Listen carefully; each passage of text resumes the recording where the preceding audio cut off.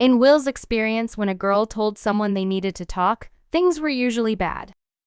In this case, Helen had every right to be pissed. It was a pretty safe bet that she knew who he'd met and generally what they'd spoken about. The worst thing about it, the boy couldn't tell her a thing. A reminder to all students, an announcement echoed through the halls and classrooms. We remind you to take care of your physical and mental health.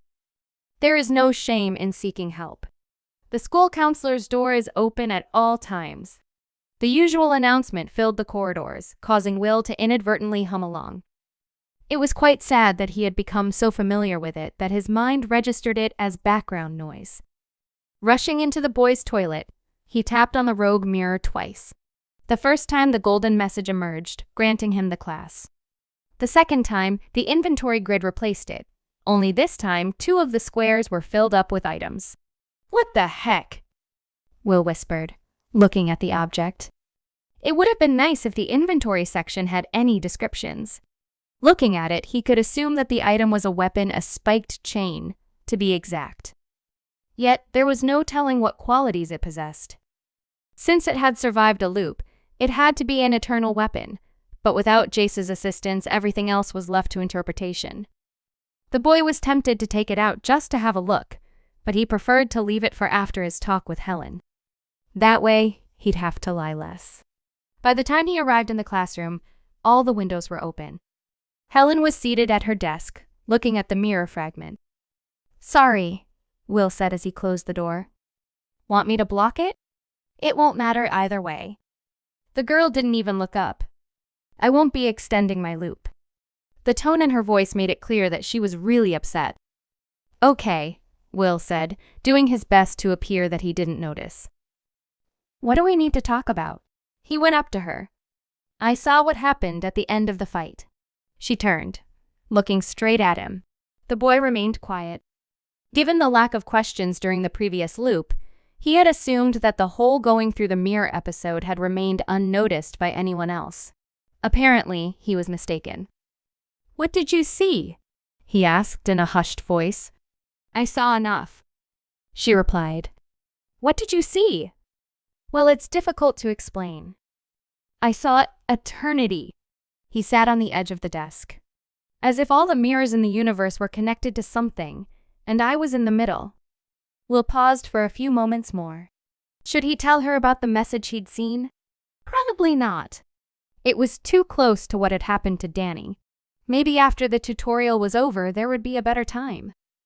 Then again, with a bit of luck, maybe by then she'd get to experience it herself and he wouldn't have to explain anything. The cactus was also there, he added. It seemed a lot bigger and nothing like a cactus. Helen's glare didn't falter. "You killed it, didn't you?" "Why do you think that?" Will suppressed the urge to pull away. "I got a room reward," she said. "One free post on the forum." Her focus shifted onto the mirror fragment. "Whatever that is, it's not active yet. I've been trying to use it while I was waiting and nothing. Only the hints are still there. Maybe it'll get unlocked once we complete the tutorial?" Will tried to shift the topic. "You keep doing that," Helen snapped. "You poke your nose everywhere, finding new questions faster than we can find answers." "I'm searching for answers, same as everyone." He tried to defend himself. "No." The girl looked Will in his eyes. "You're not. That's the sad thing. You can't even see the changes you've brought. Before you joined Eternity, we weren't given a task or permanent weapons. We didn't even know that we had to form a group of 4. It was all just luck. Could have happened to anyone." "No." A note of sadness crept into her voice. "It could have happened only to a rogue." The moment she said that, Will could hear the unspoken part that followed. She didn't want to lose him as she had lost Daniel.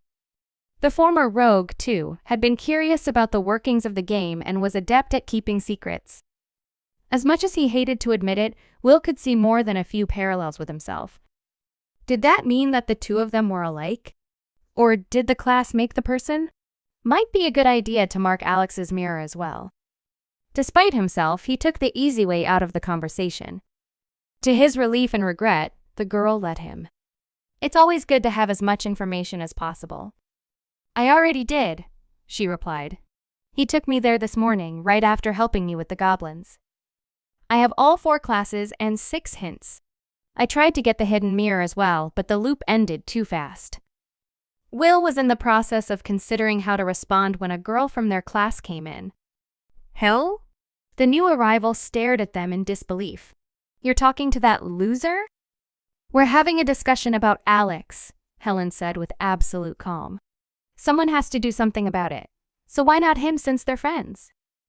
As if that guy can have friends, the girl snorted before taking her seat at the neighboring desk. What did he do this time?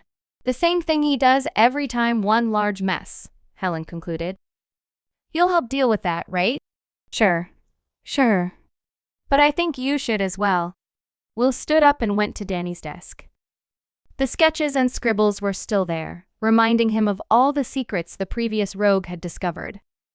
By now, he'd started remembering most of what was there, although a lot remained unresolved. Why had Helen asked him to speak to Alex? Was that a sort of olive branch again? Will was getting tired of acting as their intermediary, but at the same time found it preferable to having to openly choose a side. He liked both of them, though in different ways. Even Jace had slowly grown onto him, both as a friend and part of the group. Bit by bit, the classroom got filled up. It was notable that both Jace and Alex were nowhere to be seen. Only with 1 minute left of the loop did the jock appear along with his teammates. It seemed that even he wanted to spend a loop reliving 10 minutes of normality, just like before eternity had taken control of their lives. Beyond reality, Will thought as he looked at the wolves drawn on the desk. The fact that Danny hadn't drawn any goblins had been a firm indication that he knew nothing about the tutorial. At the same time, there was no indication of permanent skill rewards either. And what was with all the lyrics? All of them were of old songs, some from before Will was even born. He, like everyone else, had spent several loops Googling them, among other things, only to find out nothing. Next loop, the boy told himself. Next loop, I'll tell them everything. Restarting eternity. 2 10-minute loops were all it took for the group to decide to get back to exploring the tutorial. Almost at the same time, everyone sent text to everyone else saying that they wanted to continue. Originally, Will was about to reveal all the secrets he'd amassed, but as the texts poured in, he decided only to mention a few of them. To his alarm, no one else did even as much. There was the occasional comment, a few discussions on tactics, and an incidental question towards Alex and Helen about whether something had occurred in previous loops. All in all, it seemed like the first steps of reconciliation after a fight, and in this case, everyone felt guilty. By the time evening came, everyone was itching to let out their frustration on wolves, goblins, and any other creatures they'd come across. Here. Will dropped the massive chain in the corridor. That's what I got. Just that? Jace sounded disappointed. Originally, he was hoping that the third weapon would be a perfect fit for him. As it turned out, it didn't suit anyone. The chain was both heavy and uncomfortable to hold. Nearly every link had spikes, almost guaranteeing that the person who wielded it would get hurt as well. Chain of binding, he said, using his skill on the item. Eternal weapon, and can bind targets for a short amount of time. Bind them how? Will asked. That's all it says. The jock glanced at him before focusing on the chain again. Maybe just wrap the target? Fuck if I know. It has to be for the boss, Will said. We were told that the 7 weapons will help us fight him. It didn't say that the 7 weapons had to be made for us. Fuck that. So, you get all the fun stuff and I get nothing? Jace winced. It's too early to tell, Will replied in a way that suggested that probably to be the case. We definitely can't use it against wolves or goblins.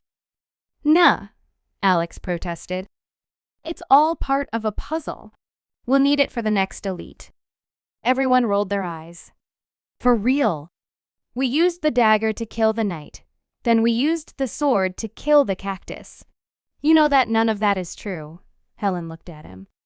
Strictly speaking, she was right. It was luck and their combined effort and ingenuity that had earned them a victory against the Dark Knight. The poison dagger had helped, though though not more so than anything else they had done. The same held true to a greater degree for their fight against the thorn monster. While it could be argued that Helen's use of the sword had allowed them to approach the creature without instantly getting killed, that had also been achieved through a gradual accumulation of experience. Also, Will had single-handedly killed the monster thanks to his poison dagger at that. Then why did you take them when we fought the elites? The goofball tilted his head. Alex, we can't carry all this, Will said. Unless we know exactly how we'll use it, it's just dead weight. Pretty Suze, if you ask me. Then let's take it to Jace's mirror? That way, it'll be closer. After another minute of pointless arguments, that's what they did. To no surprise, there were no wolves or hidden mirrors along the rest of the floor. The group managed to find a few more mirrors in the teacher's lounge, though all they offered were 3 hints relating to the crafter's skills. The information wasn't particularly useful. The skill names were self-evident. Plus, Jace had already used them enough to know exactly what they represented. Still, every piece of information was a plus, and Helen was certain to add this mirror to the fragment as well. Upon reaching the 2nd floor, the group stopped. According to Alex, there were 3 wolf rooms on this floor. Given their current skills and weapons, that wasn't an issue. At the same time, there was no telling how many elites they'd find. There have to be 2, the goofball insisted. If it's 7 in total, it's 1 in the basement and 2 per floor. And 5 more goblins, Will muttered in thought. What makes you think that? Helen turned to him. It's a guarantee that you'll be level 9 by the time you reach the boss. Or at least he hoped so. That means it's likely we have 2 or 3 of them on this floor. 7, 8 rooms of fuckers. Jace whistled. Things are getting interesting. He glanced at Will and Helen. For you guys. Don't worry, I got your back. He grinned. How do you want to start? We start with the wolves. We'll turn left. Then, as normal. Going down the corridor brought strange memories. The first time he faced a wolf was right here in Miss Stalter's class. It had been an outright massacre, causing the unfortunate teacher and dozens of Will's schoolmates to die along with him until he found a way to defeat the monsters. Now, there were no non-looped people around, and despite their massive size, the wolves were no longer the threat they used to be. Arriving at the end of the corridor, Jace removed the door's hinges yet again, causing it to slam to the ground. Alex followed, scattering a series of traps throughout the classroom. Catching a glimpse of the goofball, the mirrors spat out the beasts, causing them to shatter the cabinets against the wall, as they always had. Desks were tossed like toys as the beasts rushed through the classroom, only to freeze in place. No sooner had they done so than Will and Alex sprang into action. Half a dozen thief mirror copies rushed into the classroom, stabbing 2 of the wolves to death. Meanwhile, Will threw a series of knives at the remaining creature's weak spots to even the score. In less than 10 seconds, all 4 wolves had been reduced to lifeless corpses. Additionally, the familiar LAVLUP message had emerged in the room mirrors. Level 3, Alex grinned as he tapped the mirror. Lit! Once Will did the same, the set of mirrors changed appearance, acquiring the expected green glint. Who wants to get it? The boy looked over his shoulder. Oh! I can't remember whose turn it was, the goofball frowned. Go for it, Stoner, Jace shouted from the corridor. Not like I'm doing any fighting. Helen should have it. Will stepped away. He was still feeling guilty of the permanent reward he'd gotten. She's the key holder, so she must be best protected. Are you sure? The girl asked. There might be more self-activating mirrors, Will interrupted. It's safer this way. Not waiting to be invited again, Helen walked over the wolf corpses and tapped the mirror with her free hand.